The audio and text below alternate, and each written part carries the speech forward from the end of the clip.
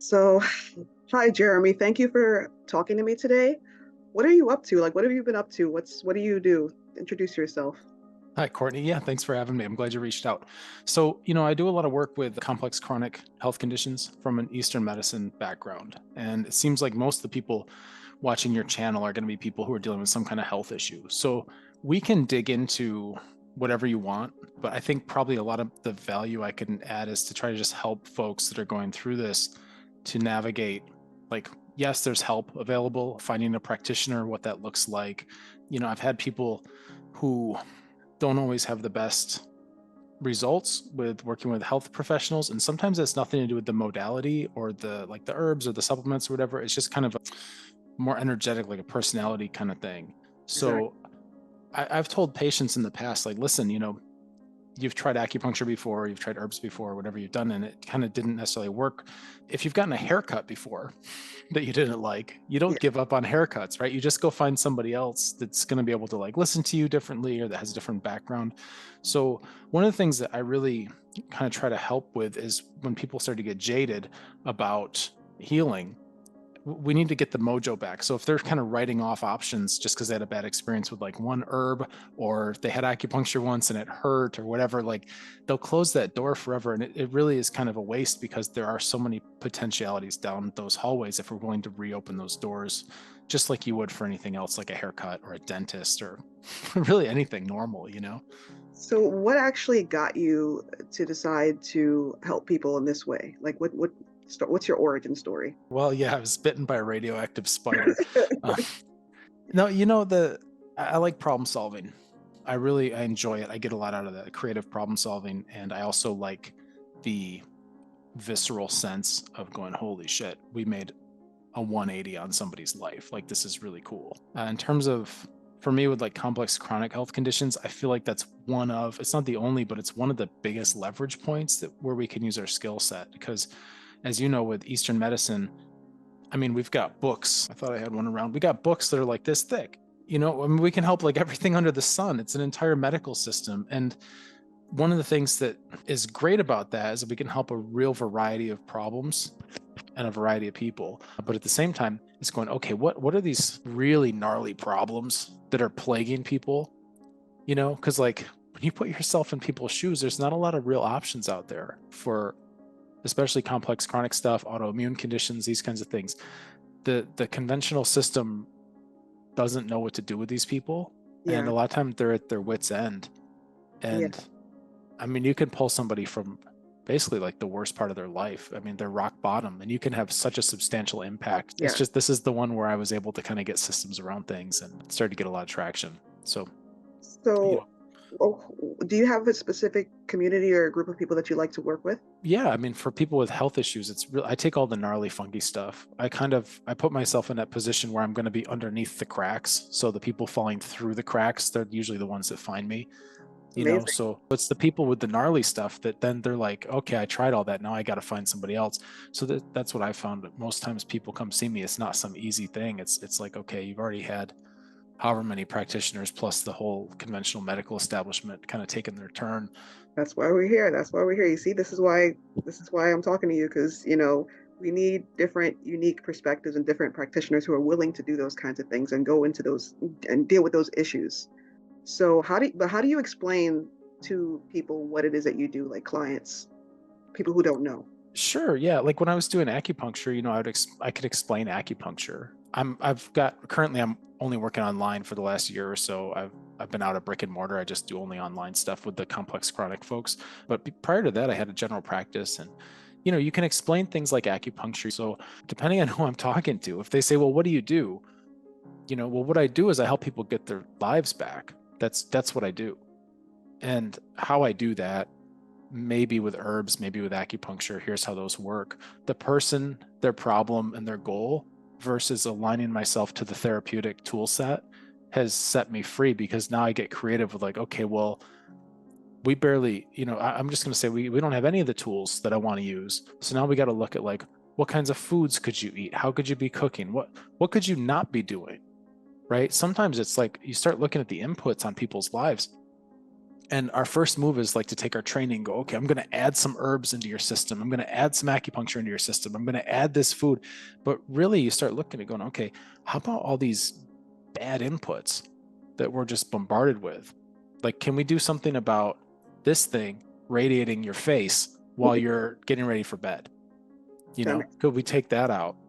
Like, even within Eastern medicine, when we're adding inputs to the system of people, sometimes we're doing it in a tonifying, boosting, additive way, and sometimes we're doing it in a dispersive, sedating way. And there's a lot of, that's where your expertise comes in, I guess. Yeah. So what are some common misconceptions that people have about what you do? What I do? Well, I would say the thing about the simplicity, that's one where people kind of think like, okay, every other health practitioner I've talked to has put me on a trick or treat bag full of supplements or told me I've got this death sentence of a diagnosis. That a lot of our job, as I see it, is to help people see what we can see. Yeah, exactly. Yeah, exactly. This is you've hit the nail on the head, because like I have that same experience. People just, like you said, with the basic stuff, people don't realize or practice the basic stuff, that stuff that we consider basic, at least, like you said earlier.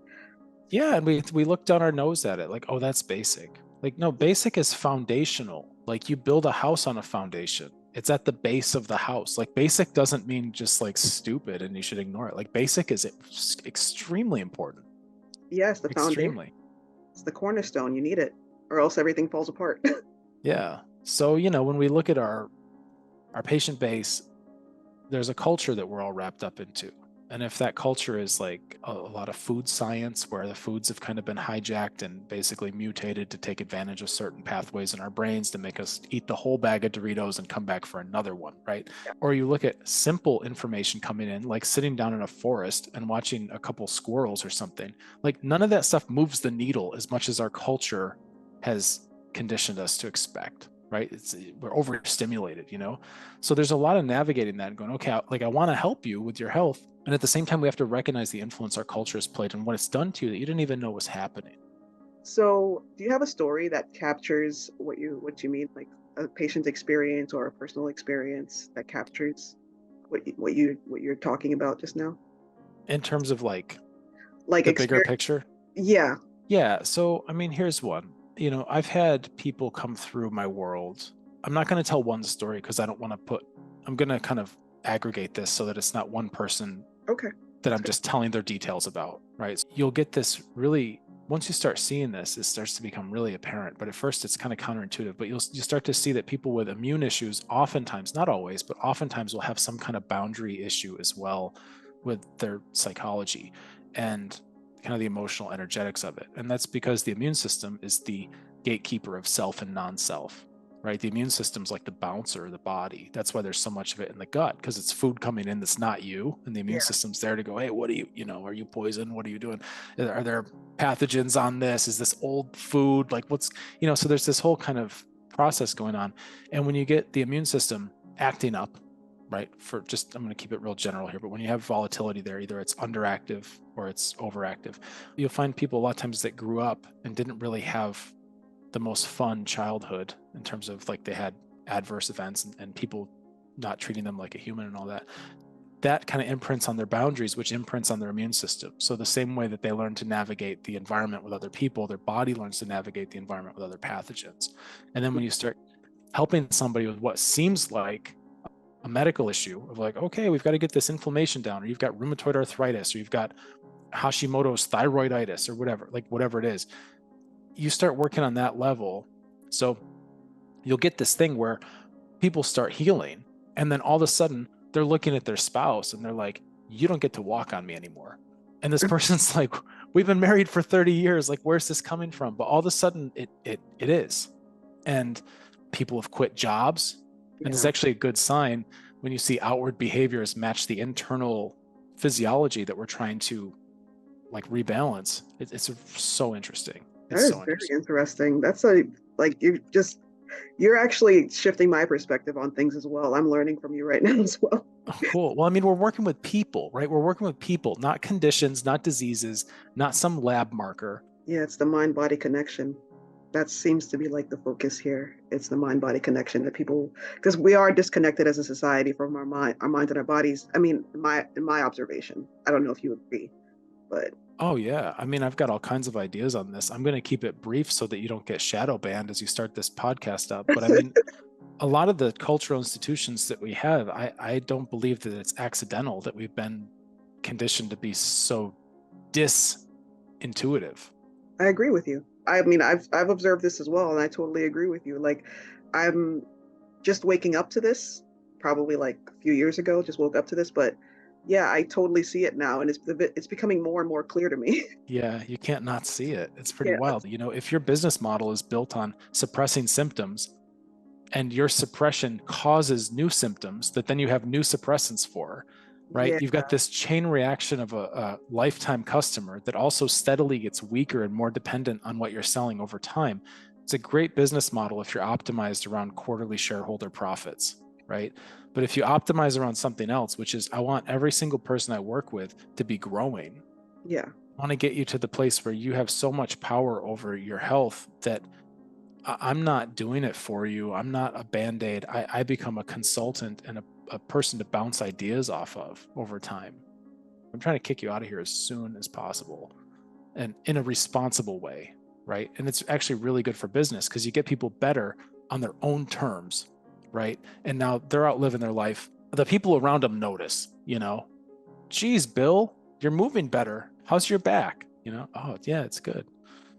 How'd that happen? Oh, I saw this acupuncturist, right? And now you're getting this thing, as opposed to somebody saying like, "Hey, Bill, how's it going? You still seeing an acupuncturist?" And they're like, "Yeah, it's been 2 years. I've been going 3 times a week, every week." And they're like, "Wow, not for me." You want to kind of play to the higher level and think long term. So, last question. Is there any particular, like, you don't have to name a person, but that you can think of in your mind that you wish, like, or type of person that you wish would take advantage of what you do, like, and how you help people? Sure. Well, I mean, it's not just me. Like, I really think that anybody, listen, if you're at the point in your life where you have some kind of but in your mind, like I would like to play baseball, but my shoulder. I would Mm, like to go kayaking, but my back, but I can't lift it. I would like to be able to travel again, but I'm worried about having a fibro flare. Anything, if you've got a but in your life, then you need to listen to that because this is how our quality of life erodes one piece at a time, one little but at a time. And you got to be proactive on that because this shit doesn't get easier as we get older and sicker. You lose leverage on healing, right? So you got to be fast with this stuff.